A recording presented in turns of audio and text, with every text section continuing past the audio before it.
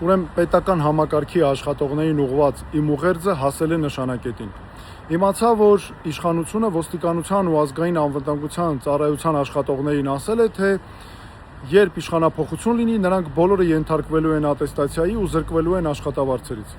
Ես հատուկ եմ դիմում ոստիկանության ու ազգային անվտանգության ծառայության աշխատողներին, իրավապահ մյուս մարմինների աշխատողներին, որ այդ տեղեկությունները իրականությանը չեն համապատասխանում։ Դուք մեր ժամանակ ինձ հետ ոչ միայն ստանալու եք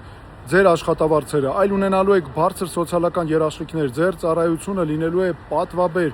Ես շատ լավ եմ հասկանում անձամբ ձեր ծառայության արժեքը, կարևորությունը մեր պետականության համար։ Պատերազմի ժամանակ ինքս եմ տեսել, ինչպես են ձեր ընկերները դուք կյանք տալիս, կռվում անձնվիրաբար մեր հայրենիքի պետության համար։ Գիշեր-ցերեկ, երբ մենք զեկույցներ էինք կազմում, ես այցեր էի անում բազմաթիվ սահմանամերձ գյուղեր, դուք էիք, որ աջակցում էիք ինձ, ինֆորմացիա էինք միասին փոխանակում, վերլուծում, մշակում, ձևավորում առաջարկներ, իրար հետ ենք արել ամբողջը։ Եվ դուք այլևս չեք ծառայելու մեկ մարդու կամ կուսակցության, այլ բոլորով ծառայելու ենք Հայաստանի Հանրապետությանը եւ մեր ժողովրդին։